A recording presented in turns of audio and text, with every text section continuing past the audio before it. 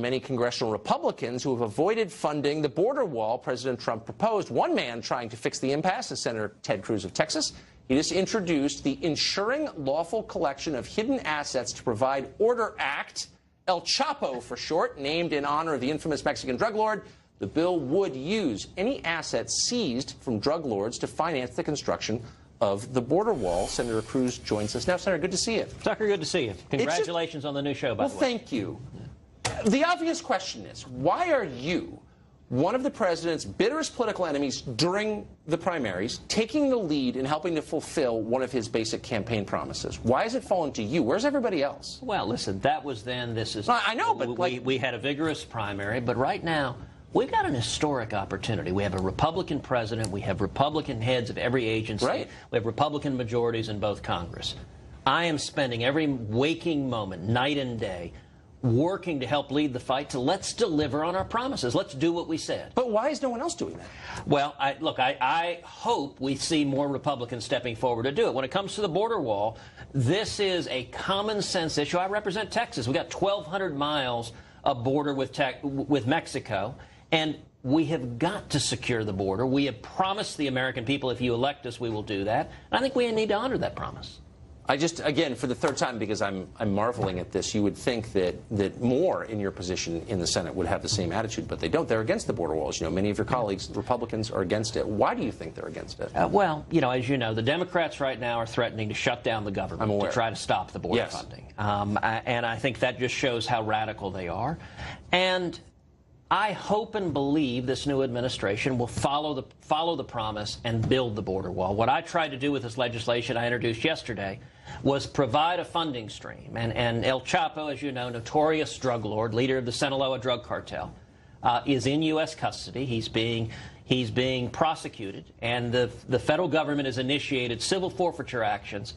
His fortune is estimated at $14 billion. Now, it so happens, coincidentally, that the estimated cost of the wall is between $14 and $20 billion.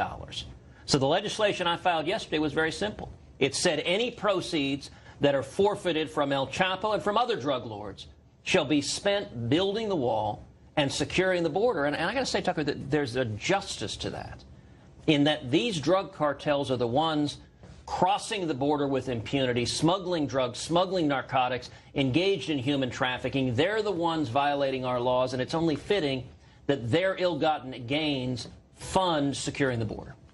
The cost of a border wall is relatively low compared to a lot of other government programs. So when you hear its opponents on both sides cite cost as a reason to oppose it, what's your reaction? Listen, that's a fig leaf. That's not the reason they oppose it. The opponents of the border wall oppose it from the Democratic side because they support illegal immigration. Yeah. It is very simple. You know, back in January, I was down in McAllen on the Texas border, and I joined the midnight muster before the midnight Border Patrol went out. And I got to say, I visited with about 150 Border Patrol agents. The relief these men and women had at the election results, it was palpable. They were so frustrated at having spent 8 years in an administration where their political superiors, you know, imagine you're out there risking your life, apprehending violent cartels, traffickers.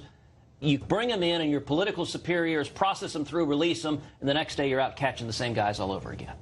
They were frustrated out of their minds. Imagine how demoralizing that is. It would drive you insane. And what's astonishing is in the first couple of months of this new administration, illegal immigration has already dropped more than 50%.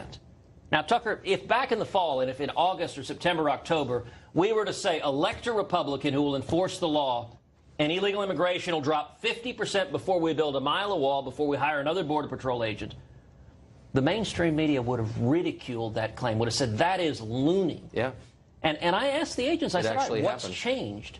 And they said the only thing that's changed is the cartels understand now we have an administration that will enforce the law. That matters. It's totally true. Really quick, last question. I can't resist. The name is brilliant and hilarious. You actually came up with an acronym that spells El Chapo. Who thought of that? It's a fellow on my staff. Sean is his name. He's smart. He's talented. And I already told him, I said it was brilliant. And I didn't come up with it. But when I saw it, I laughed out loud and said, we're going with that. That's fabulous. All right. If Sean ever wants a job in TV, have him call me. Thanks, Senator. Great to see you.